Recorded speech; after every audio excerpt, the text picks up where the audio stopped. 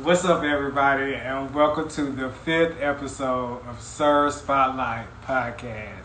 I'm so glad that everybody has been rocking with me through this journey of the whole podcast thing. You know what I mean? I really appreciate the support, the love, and how everybody's been commenting about whether or not what they like. Talking to me about past guests and stuff like that. This is the first episode I had so many viewers to ask questions about a particular guest. So I'm kind of excited to get to those a little bit later on. Um, so I want to say a few things before I bring in my next guest.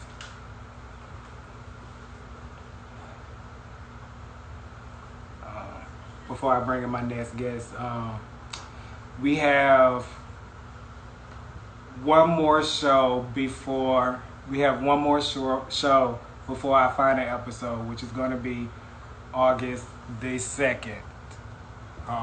That's going to be my birthday week. It's going to be my birthday week, so I plan to do something something special. Also, Carter's Creations is open. We had our first event this past weekend. It was a success, and if y'all want to know anything about far as booking us, hit us up on Instagram or Facebook. Our next guest is Chef Dewan. He's out in New Jersey. He's been doing this thing for a while. He's the owner of Chef Sui Generous Entertainment, and he's going to be joining us.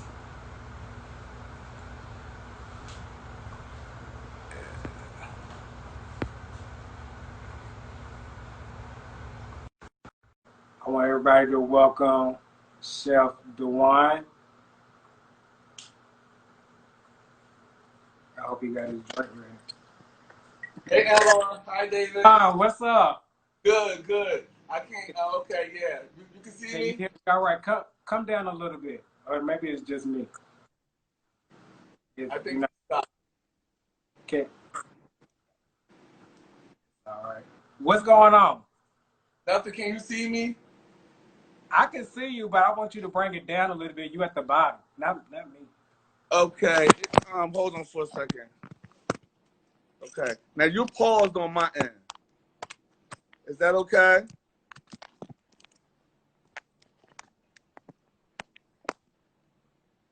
Okay. Is that okay? I think he's paused on me. You good right there? I can see you. I mean, Are you good? I'm good. I'm good. You're paused, but go ahead. It's okay. Okay. What's up? So I'm glad that you decided to be interviewed on my podcast. I was so excited to have you. Thank you. I'm excited. Thank you. Are you kidding me? You're doing a great job. This is some champagne. Right into it. Um, First, can you tell me a little bit about your culinary background? Like, what school you went to? Well, I went to Hudson Community College in Jersey City in 1997 for my bachelor's degree in culinary arts. I was about 18. I didn't finish, but I graduated and I had my degree in commercial cooking. And so that's basically my background. I've been cooking since I was 12 years old. However, I need to find something that I did that find something a talent that was taught to me naturally to enhance. So I decided to go to culinary school, and now I'm here. So you said it taught to you naturally. Like, was that like a grandma, a aunt, or Yeah, mom? yeah, exactly. My grandmother. You gotta excuse me because you're a little paused. Um, my grandmother taught me how to cook the basics like fried chicken, and she wasn't really a home. She wasn't like from scratch. She was more from the box, but she was still a southern cook, and she knew the basics. So she basically, her and my mother kind of schooled me in the beginning make chicken, and I was doing things like that, you know, helping her on Thanksgiving, and I kind of started from there. I actually don't know how I really got into the whole culinary thing. I think I was more interested in the presentation of food. Okay. So the chef sui generous energy. Where you come up with that from? Where you get that from? So Or how did I went to a dictionary, and I looked up the name. I want to find something unique. So I figured I'm unique. So I want sui generis means unique in Latin. So I thought it was interesting. I put entertainment at the end of it because I started out doing waiter service actually, and then I got into cooking. And that's because people thought that I was catering the food that I was doing a waiter service for. So that's why I decided to go back and get my education for you know, for commercial cooking. you So I know that when I originally met you, I knew you did the cheesecake, and I know you just celebrated a 10-year anniversary of your Cheesecake Express. Yeah. Congratulations. Congratulations. Thank you. Thank you. Thank you. Thank you. So let me Thank ask you. Hard work. Hard work. I know it is. So I know I done seen a lot of flavors. Like, how many flavors do you offer? Like, can you go through them? Well, I offer various flavors. I started off with, actually, it started off in 2011 with just cupcakes, and I was just doing plain cheesecake cupcakes. And then it ventured off into, I started doing like putting flavors in there. So basically, I do, I got the sweet potato. I have the banana pudding, which is my biggest top seller. I do strawberry. I do half and half, which is like a half banana pudding and half strawberry. And that came with like an accident. So, you know, it's like the best accident of my life. I call that the half and half. I do Oreo. I basically do any flavor someone asks me for. But this peach cobbler cheesecake that I've been doing lately, and the good hummus is taking off, and I'm really excited about that. So I do like whenever somebody call me and they ask me to do a flavor, I just do it. You know. Now I seen a cheesecake with some strawberry crunch, or I Yeah. think what's You you remember the good humors ice cream bar? yeah, that's what that is. Yeah, that's what it is. It's like I was trying to incorporate something that I love with the cheesecakes and kind of like summertime, you know. So it's actually the good humors um, recipe that I've included with mine, and it's been working out very well. That's what's up. So my next one is I'm going to do the chocolate. You had the chocolate before? What? No, no, I'm Chocolate not. good. I'm more of a basic cheesecake. I mean, I like some that's flavor Right, wise. I'm not right. too. And yeah, I wasn't actually like I went to school for commercial cooking, so of course pastry wasn't really on it. So I kind of slipped into this cheesecake thing. I didn't really like cheesecakes because I didn't like the tangy taste that most people who like cheesecakes go for. But I found a way to um, I kind of like you can't really taste the tang in the cheesecake. The reason why we didn't like it, and now I'm actually enjoying cheesecakes all of a sudden. So it's working out for me. Then I had to taste all these samples and stuff going on, so I had to adapt to it. So and hopefully you had my cheesecake, right? Yes, when I came to New Jersey, we had a little bread Did you assorted like it? uh, when it Thank came here. you. Oh, Your pause. oh, my bad. That's okay. But go ahead. How you So, doing? okay. So take us back to when you first began, like or after you started doing it as out of passion. When you decided to take this to a business, how was that transition? Okay, so Okay, so how I got started was I went to like my grandmother's 60th birthday party. I needed to go to an event, and I just wanted to get this job for 2 weeks.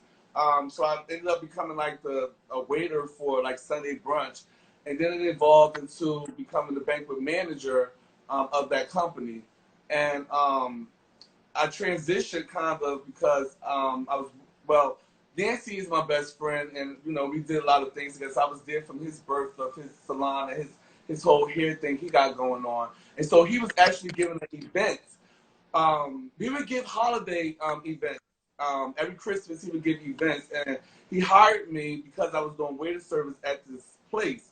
And I came in, I did a couple of his Christmas holiday parties, and for like 3 years, and then he had his first like hair show where he was introducing himself. And by coincidence, because we know each other so well, I kind of transitioned from working for someone else to myself because at this event, he was doing the behind the scene things and was running a little late. And I just started seating people, and I was seating people everywhere, mind you. These people was not supposed to be sitting in these seats, but I was sitting people in different directions because everybody was coming to me because they was familiar with my face. And long story short, after that event, we laughed about me sitting, his honorable guests in sections where they shouldn't have been sitting, but it worked out. And he actually seen something in me and started referring me to people. And then I started doing waiter service through that. And then I decided to go to business school. Actually, I went to Rising Tide Business School, and they kind of taught me, the basis of business. And I started doing waiter service, and people just thought I was cooking this food, no matter who was cooking the food, or I was just getting the blame whether it was good or bad. So Right. I started thinking like, oh my God, maybe I can, I can do waiter service and I can do catering. So I didn't go back to school for um, cooking, and that's how it happened. So the transition was kind of easy because it's something that comes from within. It wasn't nothing that I went to school to want to. It's like a passion, and when you're passionate about something, it's I didn't even see the transition. It just was. I was just interested in seeing people pleased. I'm happy. I like to see you happy. It makes me happy, and it's just a good feeling. So I didn't really see it. It wasn't a hard transition. It's just that it's a challenge working for yourself. You know. Hello. Yeah, I'm with you. It's a challenge with working for yourself. I It's agree. more of a challenge working for yourself because that when people say that working for yourself is a lot harder than working for people, they're absolutely like it doesn't get any better than that. You have to really, really work hard. I'm the photographer. I cook the food. I shop for the food. I get the clients. So when you see that picture, it's like a testimony through that picture. Like it's not easy, It ain't. but the reward after the fact. When you sit back and you've accomplished something that takes 5 people to do. Then that's the reward that keeps me going. And the people, that believe in me and stuff like that, my support system. So I'm no, sorry. I know within like having your own business, you gotta kind of invent yourself or market your ways in different ways. You just Yeah, did a Soul Food Express tour, yeah. and I know you were a few cities. What city you went to, and how was your response? Say that again, David. What was what? What cities you went to in your Soul Food Express tour, Uh-huh. and how response in the Well, cities I that you? started off in North Carolina. Um, you know, and this is where my family is from. So I've never really came out of New Jersey and New York and the tri-state area here. So it was really interesting to see their response. Whenever you're doing something new for people, you're organically nervous. If you're not nervous, then you're not doing a good job. It's a reason why people are nervous. You should always trust them. But I was just nervous because it was a new platform. Although most of the people was my family, but still, food is food, and we don't discriminate over food. You can be my mother. If it's nasty, she's going to tell you it's nasty. So I went from there. I went from Greenville, North Carolina. I came up the road, and I just started making orders coming up. and we went through Maryland. We did some cheesecake sales through Maryland, DC. I have some good customers down there. And then when I got to Jersey, which is where my client base is, all of a sudden it just took off. But it was a different experience because we in COVID-19, so Yeah. you know, I was making these orders because I'm used to shopping, like, you know, where I know where to get the stuff from and people have the food. Well, I made these orders and it became challenging because I had all these orders, but there was no food. But it was hard to find food, but I found it. And, you know, by the grace of God, we got through it. And it was just like, actually, David, it was one of the biggest soul food express I've ever did. And I've done many of them, but this one was special. It was people was in the house. I wasn't really thinking about food and things like that. I was like suffering through COVID with the rest of the people. But at the tail end of it, I realized that people got tired of ordering out. They were tired of the sourdough and the yeast and just all types of pizza, and they were just tired of it. They wanted some soul food. And I came in and it just took off. So it was really successful. Um, it was hard work, and I look forward to doing it again. Actually, I'm coming out with something towards the end of the summer. Like I'm doing a crab party with my friend Shana, so I'm looking forward to that. But the Soul Food Express was really good. Except we're in the summer now, so you know the food menu is changing. Yeah. So you got to change with the people. You know, unless somebody really order macaroni and cheese. Now we into salads. People want to see grilled food. It's like a retail store. You got to kind of change with the flow of the people. You know, it's like they do the front windows right now. We're in springtime, so you have your people who, you know, like me. I can eat macaroni and cheese all year long.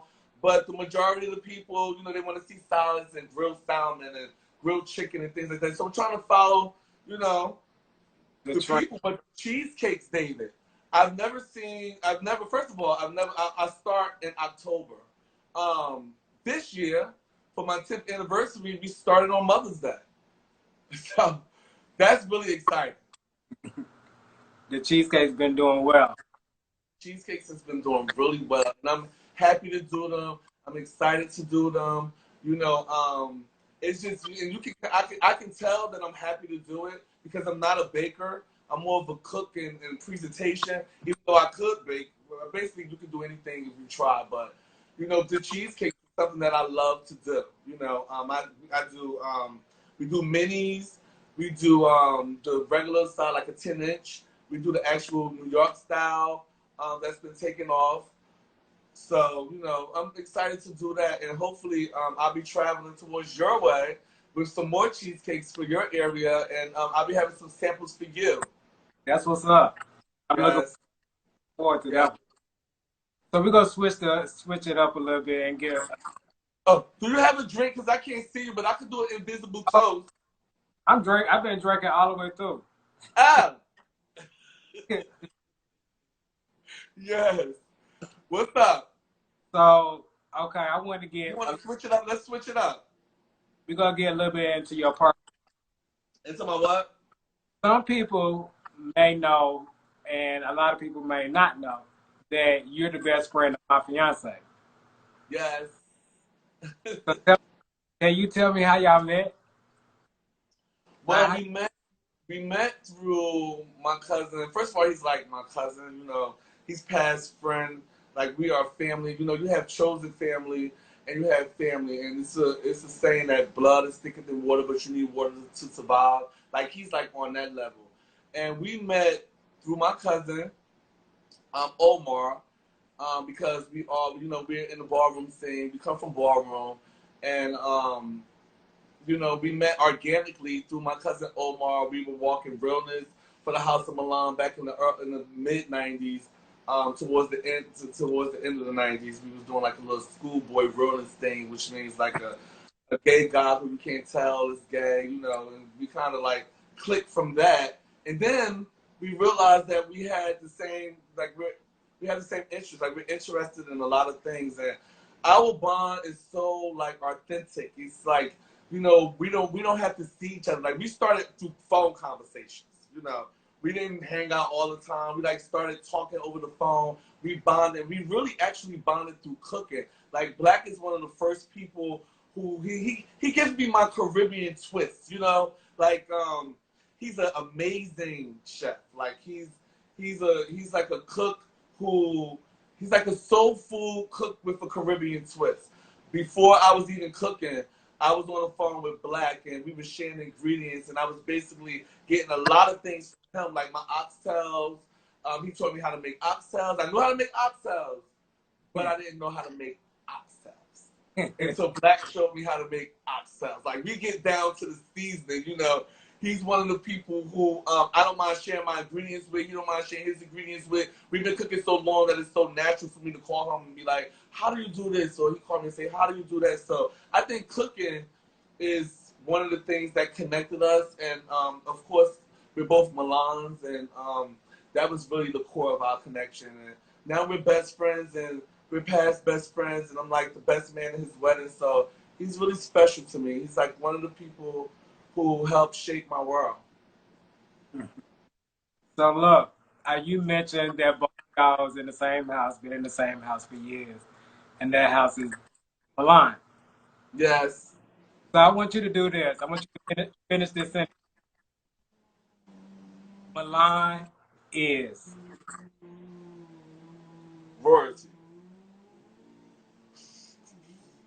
You Did I heard get it me? right? Huh? I said I want you to finish this sentence for me. Okay. Milan is, and then you finish. Royalty. Oh, It has oh, that's you heard. Milan is Oh, royalty. I It heard you has saying its purpose. I wasn't And that's sure. what That's we what, want. Huh?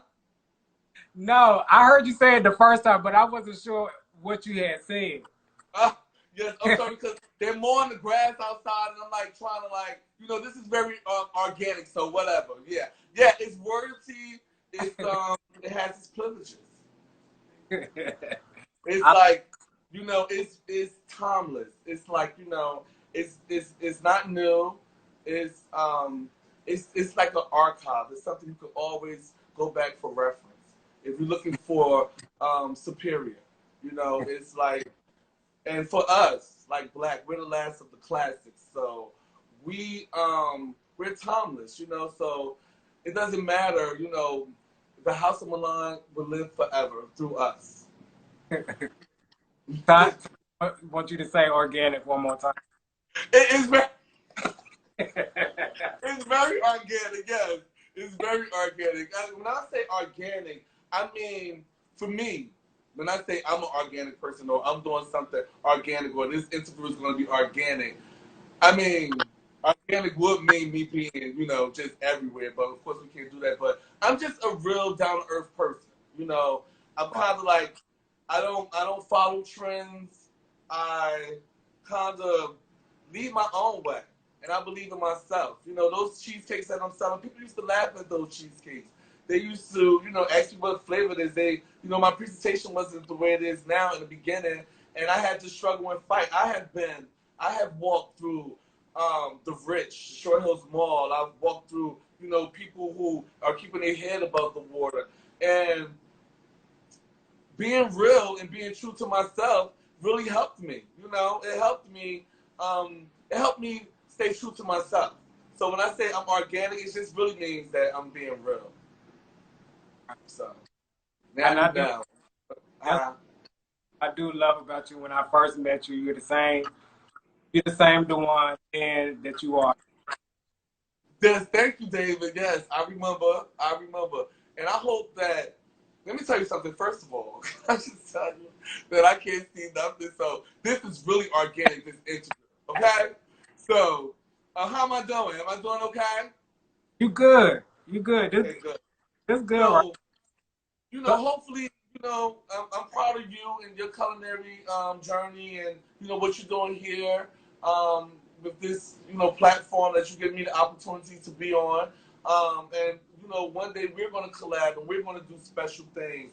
You know, that help us shine as Black people and business owners. You know, I believe that you have your own passion and your own journey, but I also believe that if you're not clever enough to link up with people the way we're linking up right now, then you know you're going to go somewhere, but you're not really, you know, It ain't gonna be not going to really need to be if you don't bring people along with you, if you don't have testimonies with people. Like, we're going to do something together, David. I promise you. Definitely. Most definitely. So look, I want to know a little bit of more about the first time uh that your business and ballroom crossed paths. Oh my God. Well, actually, How was that? my business, well, I come from ballroom. So, it's something, some people are ashamed of that because you have other gay people who don't participate in the LGBT. You have some people who are, they into church or, they really don't know too much about it. So they kind of look down on it. But I am very proud of where I come from. They are a big part of my support system. I've catered for the summer heat programs and things like that. So ballroom has always been a part of it. Like I said, I started this business as a waiter service, and I became I served so many people because I went to my grandmother's party and I needed some money to get to this ball, So um, I didn't expect to work at this place, so I didn't expect for this to become my passion through that. But it's because I wanted to get to this function, I needed certain things to get my production together for that. Is the reason why I even got involved in this. So it's like from that to me, one of my house members who was a house member, she was involved in she's involved in a lot of politics and things like that. The LGBT community. She works in the summer heat program, so she actually got me a contract with the HEAT program, which is like a youthful program for transgenders and young heterosexual, bisexuals and gay men who are just not comfortable yet with themselves or the outside world, or mothers may have kicked them out, or they come together and they have like this summer heat program basically. And I got my first contract with them, and that is where how my business. I can see you. I can see you, yes. So that's how my business kind of like went from me just being like trying to achieve it without ballroom. And they reached out to me, and they are definitely a part of my support system. They call me all the time. So okay, so I know that you have been in. There's probably only one other couple I know who has been in a relationship as long as you. Yeah. Um, so like, yeah, I know that you've been in a relationship for a long time. So do your partner help, and how? What's the advantages your significant other help you in your business? Well, he is like the core base of my business. Like from the beginning, with not really from food, but with my drive to do this sui generis thing. Um, he was there from the beginning. He was there when I left the banquet hall, and I gave my first event to kind of show them that I can do it on my own. And he was the person behind me, financially, mental support. From the Cheesecake Express. I actually started. He named the Cheesecake Express the Cheesecake Express. I cooked the cheesecakes because he um, he betted me that I couldn't cook cheesecakes. So I looked up this recipe and I made these cheesecakes, but the recipe was for cheesecake cupcakes. That's why I started out with the cupcakes. And when he tasted it, he was like, I gave him a sample, he was like, oh my God, like, you can sell these. And I was like, no, I can't sell them. And then as I start making them, because he likes to eat, and he's like one of my biggest testers, um, he started telling me, you can really make something out of these cheesecakes, Dewan. So he kind of pushed me with that. How I get around from place to place. He's like kind of my utility person. He goes with me to the place to get the food. Not only that, he kind of is like my backbone at the events. He's a waiter. He's the driver when I'm doing my Soul Food Express. So without him, there is no sui generis. I absolutely cannot make it without him. Absolutely can't. So I thank him. Him and my mother, who I actually started out with, she was my original partner for Sui Generous, and we actually was the people who went to the business school, and we started up. This was our company at first, but then she like branched off because she can't take like the flow of food is very hectic behind the scenes. So with her and him, I just can't make it without him in every part of my life.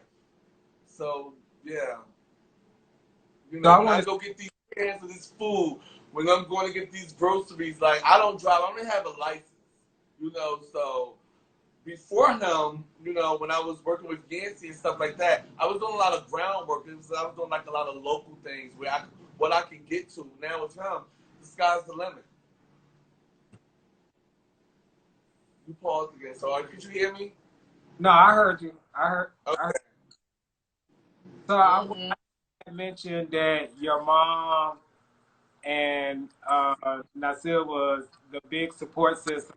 And outside of them, what do your system look like? As far as Oh, my system comes from it comes from me being organic and authentic. It comes from I have people that I went to kindergarten with. I have kindergarten teachers. I have principals that follow me. I have church people that follow me. I have people from my church who I've been to church since I was my grandmother had me in there since like 2 years old. Everywhere I go, I kind of talk to people. They find out about me, the LGBT community, my family. So it's kind of like a pot. It's a chemistry of people. As people say, well, where do you know all these people from? It's just that I'm a people's person, and I found out that that's what makes me rich. That I am able to make people feel good for some reason. I'm able to make them feel happy. They enjoy my company. So that's why I looked into myself and I said, what could you do with yourself? Now people just don't know what direction they're going with life. I looked into myself and I said, well, you like people like you, so serve them. And then I came up with way to service. So my support system is my friends, my family, and the people who they refer me to. Basically your food and your stuff got to be good because if it's not, nobody's not. This is really this is very personal. If they don't like your food, they're not going to refer you. exactly? If And they don't like your service, they're not going to refer you, family or not. They'll pick over you behind your back if you're not good in that department because this is something that makes people look good. When they refer you, it makes them look good. So that's why when I walk into events, I'm always nervous. I'm always walking with the attitude like I don't know everything. Somebody's waving their hand. Hey, that's um, so I can't see, but I always walk into places like because you don't know everything, and you don't really want to work with somebody who think they know everything because you just don't. I went through all that school and all that work, and my sous chef, Miss Jerry, she is like my backbone. She taught me. My grandmother taught me the basics, but she taught me scratch. And I can't get what she taught me from a culinary school. You get how you get what you need to know from there, like the measurements. And I went to Serve Safe, and I have I'm certified to Serve Safe. But what she taught me is what people want. You know, it I learned how to cut from a lady who didn't even speak English that was in the class. I went through all these knife cutting classes. I learned the different knives. I learned the different cuts. But when you really get in the field, they teach you. You forget some of those things, and it's okay to say that you forget something. People say, well, do you know how to cook this because you're a chef? Well, I learned how to debone fish and dehead fish, but that was 1 or 2 classes. So now that wasn't my thing. I wasn't. I need to be enhanced a little bit. But I'm a good learner. I learn with my eyes. You learn from eyes, ears and smell, and I'm a learner from my eyes. So so it was very important for me to you another chef. You know what I mean? Because a lot of times people tend to think because we both black, we both gay, hmm do the same type of business, that it would be some uh, friction as far as working together, whatever. I personally right. I personally believe that what's for me is for me, and what's for you know what I mean. Yes, yes, and I can't write your story. Your story's already written, so yeah, you know You they, feel working huh? with other cooks or other chefs, and so because I know we plan to do something together. I can't wait for that. Yes. That's what's up. Well, first of all, when you come into somebody else's territory and you're working with other people, you have to humble yourself. You have to know that, like I said, you knowing what you know doesn't mean that that's the flow of the production here. And people have their input. There's certain things that I know, but you may have something that we can put it together and bam, you have something. So when you're going in with people, you have to first humble yourself and have an open ear and have open eyes to new adventures. And maybe you may not cook the fish that way, but you know what? Let's try another way, or let's try both ways. I just think that people should just be open to new adventures and new things that's going on because you can learn a lot that way. You just don't know everything, and you get through. I like to get through things. So if you think that this way can work for us, for this production, this event, then let's do it that way. It's not always about, and in my head, I may say, you know what, I know that my way is a little bit better, but that's not what this is about right now. We're trying to get through this production, and we're trying to get through it the best way we can. So when you're cooking with other cooks, you have to be open-minded. You have to be open-minded to other suggestions and people ideas, and that brings success. Well, we almost done, Dewan, but I do have a few more questions, and I have one more question. But what's the question? Questions from I had a few people to hit me up with questions for you specifically, but Oh, I want to know what's next for you. What you got going on coming up? oh my God. So it's like, like I said, it's a challenge with COVID, um, with this virus going on. But my next thing that I want to do is I want to kind of go into the seafood world. I want to do like a seafood kind of like boil, a seafood crab fest where I bring the crab fest to your door. You don't have to come out. Social distancing. I want to like bring a cookout to your door, like summer things. I'm doing a lot of food because you can't give events right now, and if you do, it should kind of be outside. And that whole production of like doing all that kind of stuff. If you can satisfy people through your actual talent, you can skip the overhead of trying to get this venue for this event. And the $40, $50 ticket, it can come right in that little pan at your service. So, I figured out that, and that's been working for me. Bring the party to the people. They can't come outside, and it's unhealthy for us to be in environments, and we don't want to force. We don't want to force that on people right now. I don't really want to be enclosed with people right now. So you have to think of other ways to keep your business going. And now I'm bringing the cookout to every door that I can. I'm going to do the soul food, and me and Yancy Edwards, who gave me my first platform, who was like one of my biggest supporters and biggest clients.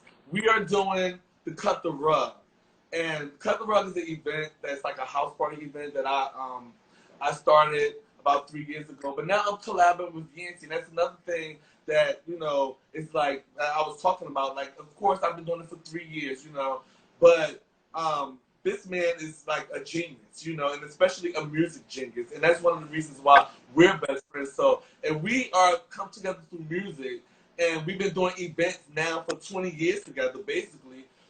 It's time for us to throw an event. So now I'm incorporating Yancy into the Cut the Rug event, and that'll be like next year sometime. We got a lot of surprises coming up and things like that. So that's what's coming up next, and everything else that's coming up is going to be very organic. So please watch out and stay tuned. All right. So my next two questions is from a viewer who DM'd me on Instagram that wanted to ask a question. Her name is Queen. Her first question is, what's your favorite dish to make? Oh, a side or me? That's a good question. That ain't my question. Huh? Whatever you want to say. It's not my question, so I don't know what she mean. But whatever you want to say. I think Say your favorite.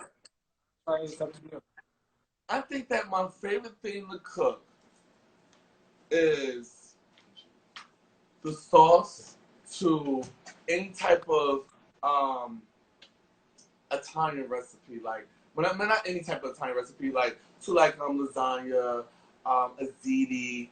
I love to cook that sauce, and it's like a special sauce that I cook. Only me and Black know how to cook that sauce because I showed them that sauce, No, and it's our special sauce, and we're not showing anybody that sauce. But that sauce, I love to cook that sauce. I love the aroma. I love to simmer it. I love the way it smells like 12 hours later. I love to cook lasagna and ziti and salad. Salad is so like it's really. I love to cook a lot of things, but salad is the strangest thing because I love the colors of food. It gives me it gives me the satisfaction of the reason why I even cook. The presentation of what you can do with lettuce and tomatoes and onions and carrots and all the colors that come out of it. And I really take my time doing it. You know, I don't just throw it together. That's why it's called a sui generis salad. You know, I build from the bottom up. I start with colors. I wash the fruit and the vegetables or whatever I'm doing well through, you know, with organic spray. I can really show you, David, that this spray that I do is organic. It's made with lemons and things, X black. But yeah, I like to cook salads.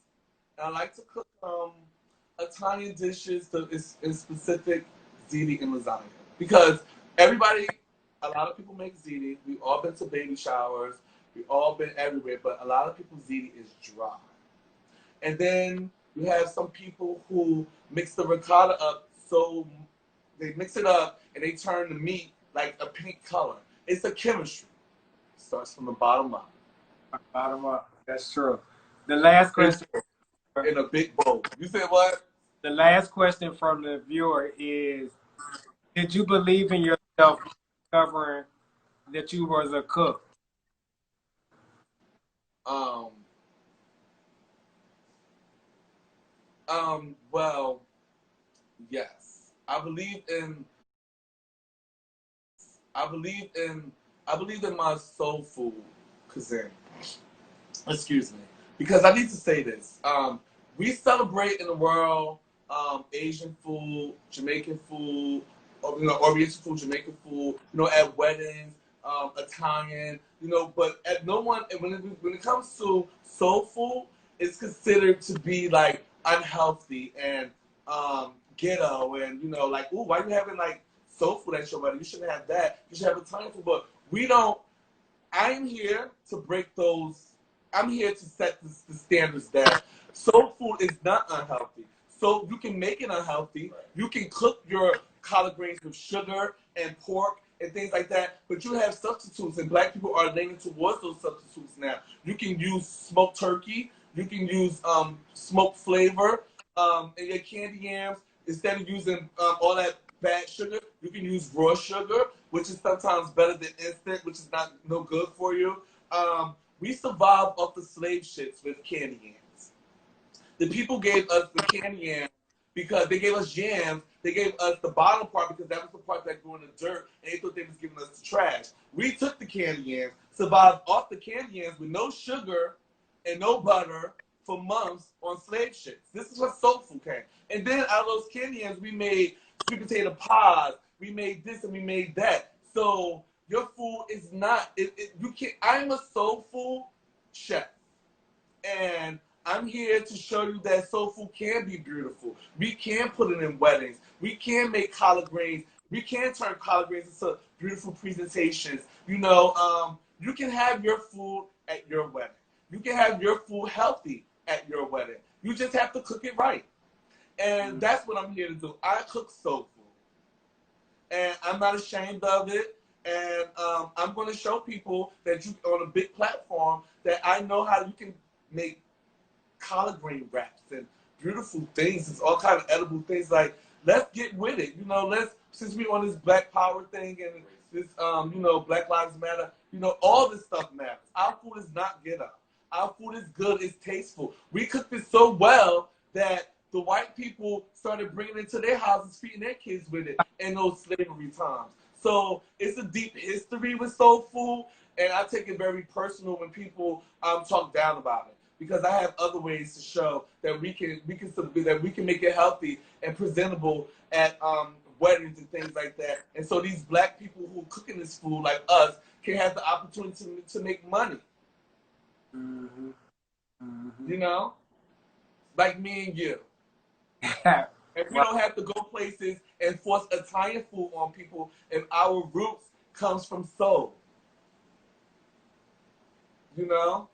Turkey. Somebody say your turkey wings are really good. Thank you. Yes. Thank you. Turkey wings are very heavy to season. It's a heavy seasoning. It don't have paws in it like chicken, so you gotta season it very heavy. That's another thing me and Black get down with the turkey wing thing. Well, Thank you.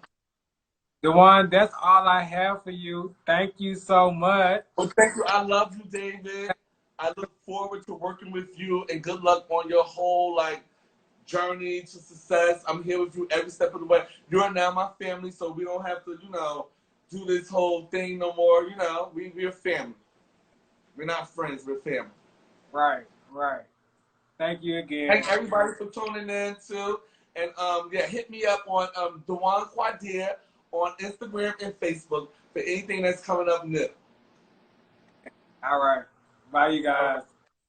All right, love you too. Take care.